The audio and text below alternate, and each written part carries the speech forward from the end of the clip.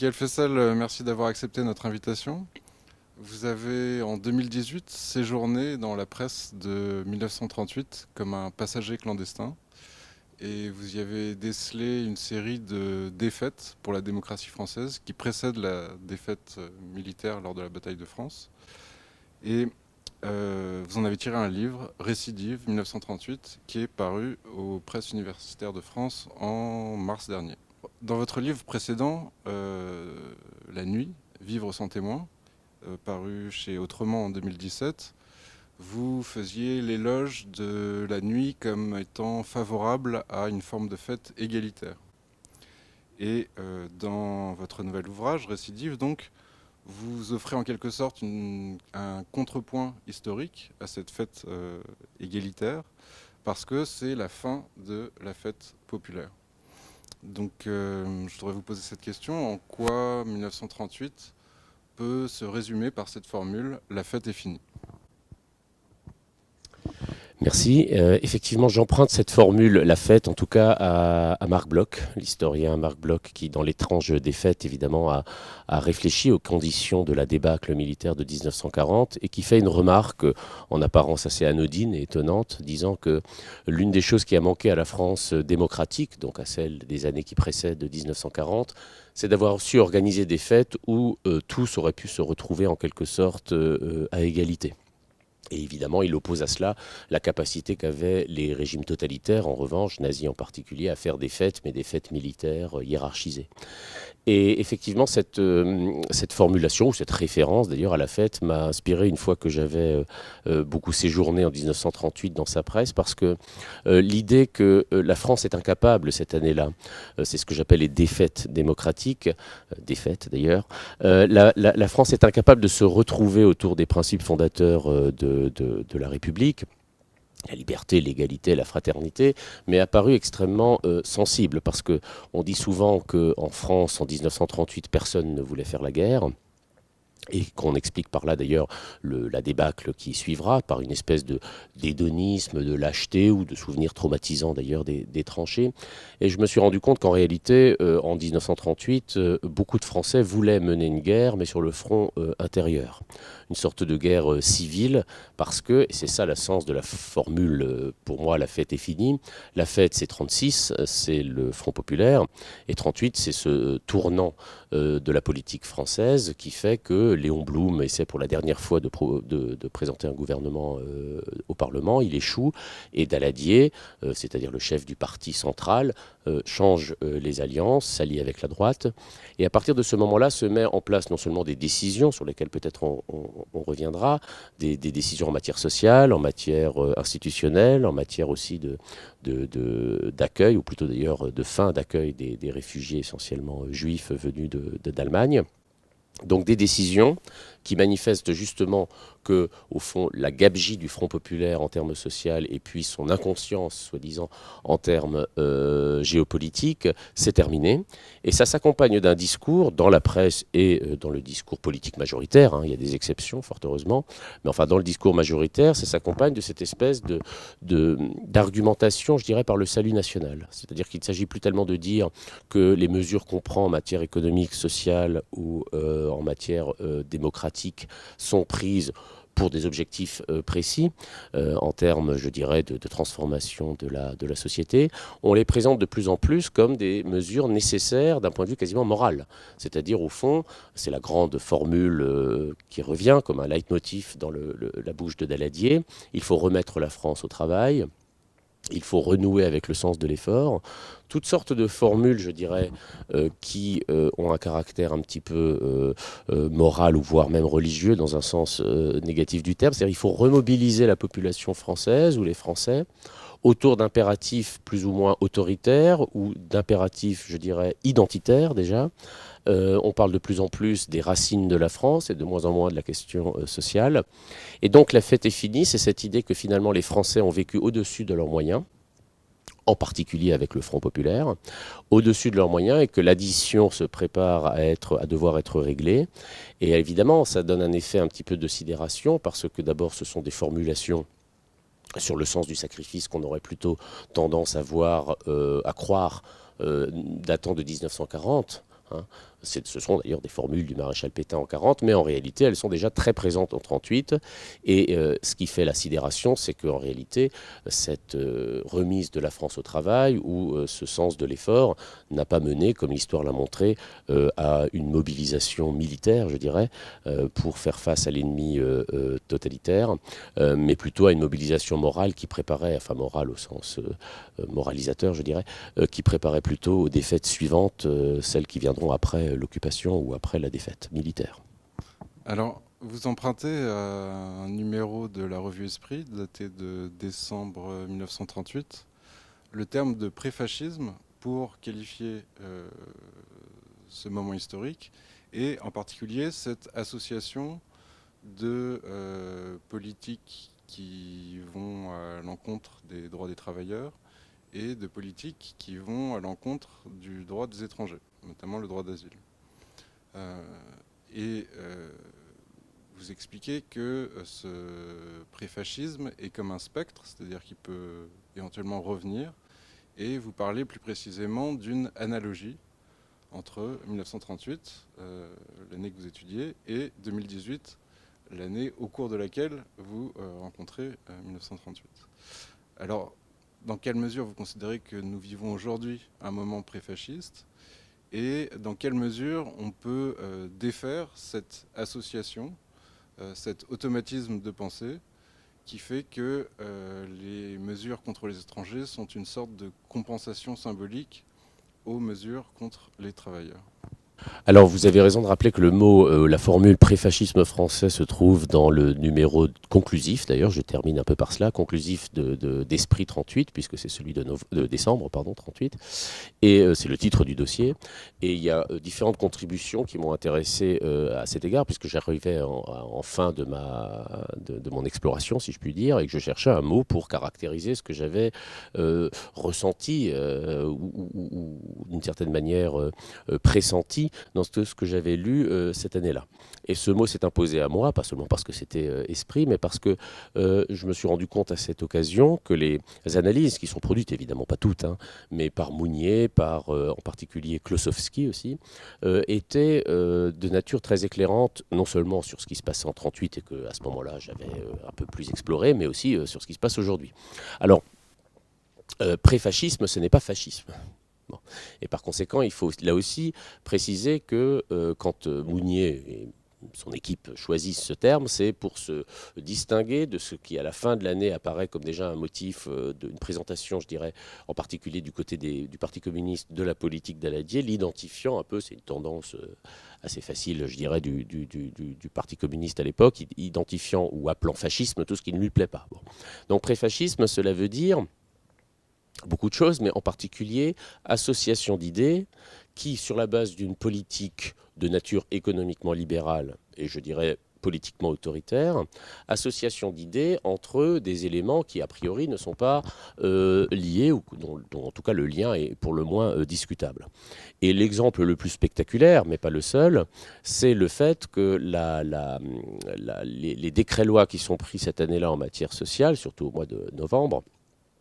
en matière sociale, devrais-je dire plutôt antisociale, puisqu'il s'agit de revenir sur tous les acquis du Front populaire, les 40 heures, les congés payés, un certain nombre des prérogatives en termes de droits sociaux, la possibilité aussi de partir en week-end, enfin tout ça renvoie à votre première question, l'idée que la fête est finie, bon,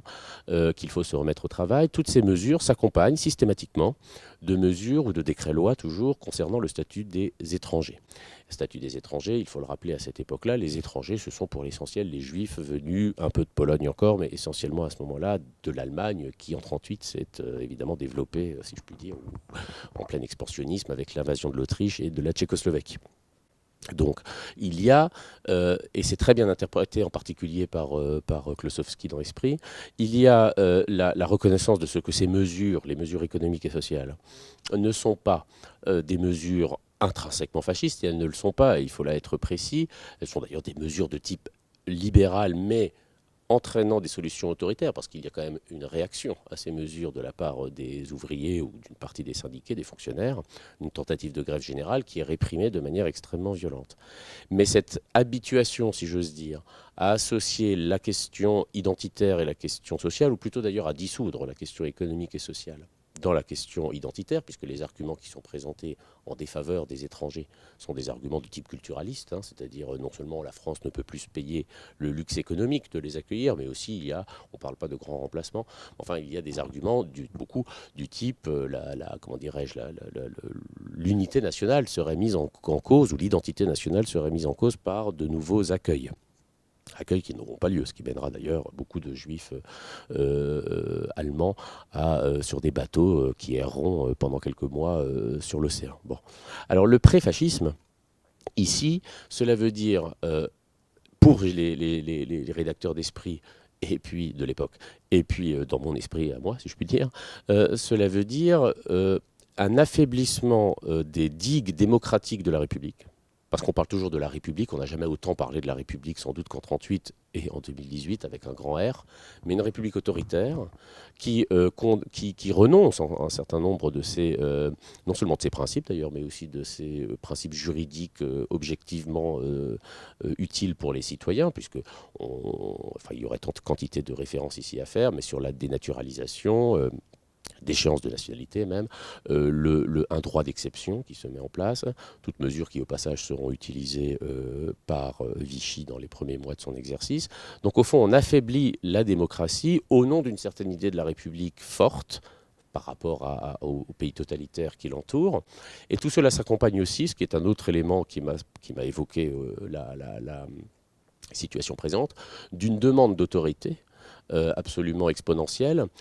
qui se trouve un petit peu marquée par la réaction de Daladier en octobre 1938 devant l'incendie de Marseille, car il y a un incendie très grave à Marseille, et Daladier est là, mais qui commande ici, parce que les pompiers ne sont pas suffisamment efficaces, ou du moins le dit-on, et ce mais qui commande ici et devient un leitmotiv, là aussi, je dirais, symbolique de la demande d'autorité présente en France. Donc demande d'autorité plus, comment dirais-je, réorientation du social et de l'économique sur l'identitaire sont des conditions qui... alors en France, le fascisme n'est pas venu par la voie électorale, il est venu par la voie militaire, si je puis dire, enfin par la défaite militaire. Mais néanmoins, tout le monde s'accorde à dire qu'au moins dans ses premières années, ou dans sa première année, le gouvernement de Vichy était extrêmement favorable, et était extrêmement favorablement reçu par la population. Eh bien, une des raisons, me semble-t-il, c'est que les électeurs français et les Français étaient déjà habitués à un certain nombre de ces statuts d'exception, de ces mesures et de ces discours prises pour, d'une part, marquer la demande d'autorité et, d'autre part, stigmatiser une partie de la population, en l'occurrence essentiellement les Juifs, les métèques, et aussi une partie de la classe ouvrière qui est quasiment exclue à ce moment-là, Blum s'en plaint assez,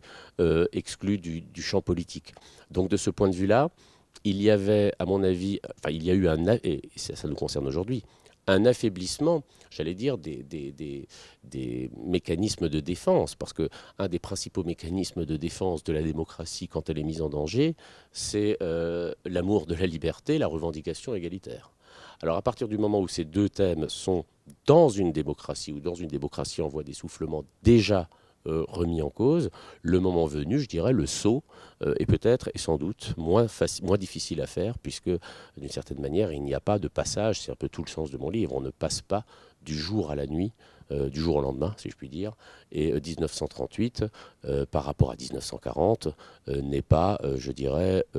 contrairement à ce qu'on dit souvent, le paradigme d'une France inconsciente, hédoniste, se perdant dans la joie de vivre. Au contraire, il y a déjà là beaucoup de violences qui seront réinvesties le moment venu. Alors, il y a un thème qui traverse votre ouvrage et qui est peut-être, au-delà des principes de la démocratie et de la République,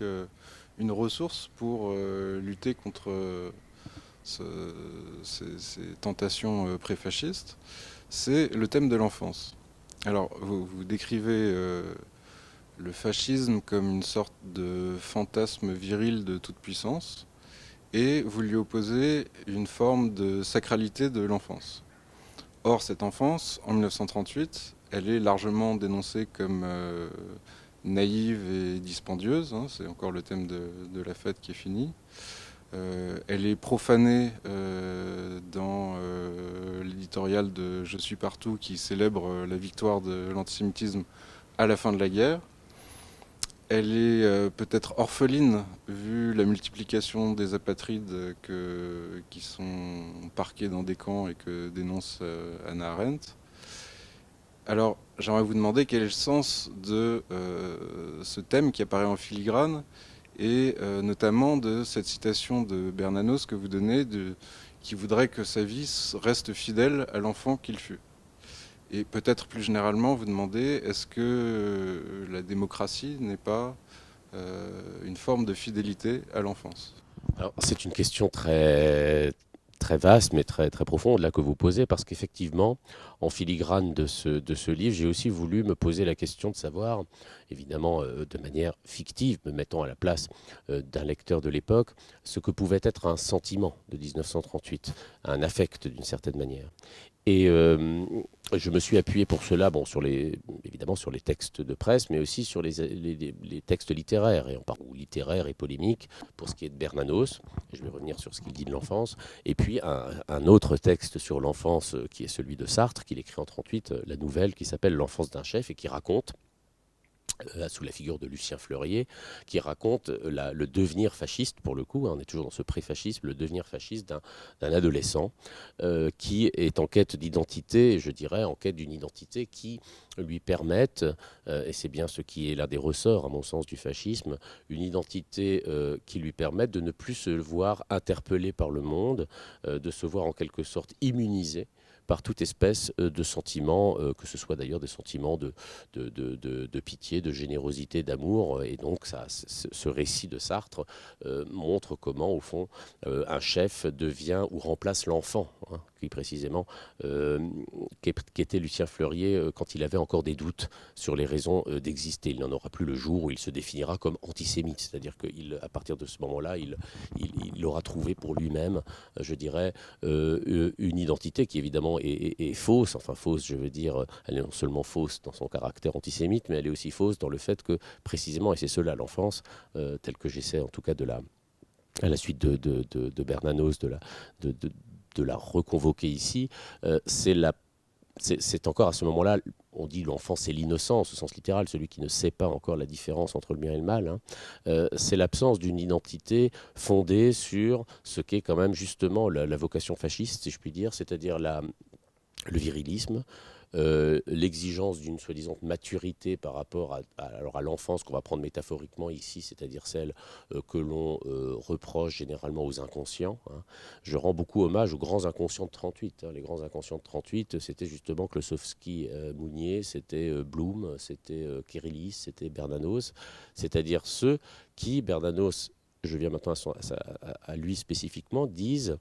Alors il y a un sens chrétien, évidemment, théologique, hein, de l'enfance, dans son esprit, c'est cela qui est présent, c'est-à-dire que l'enfance, c'est ce qui porte sur le monde un regard qui n'est pas encore, je dirais, totalement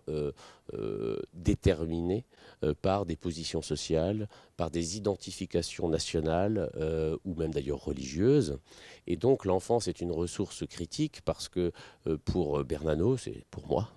c'est une manière de se référer, je dirais, à un moment qui précède celui où nous sommes pris dans des passions politiques qui généralement nous invitent à sacrifier ce qui était notre émerveillement d'enfant, d'une certaine manière. Et comme en 1938, comme en 2018 d'ailleurs, j'ai vu à l'œuvre, alors cette fois-ci d'un point de vue, je dirais, quasiment culturel, des discours de plus en plus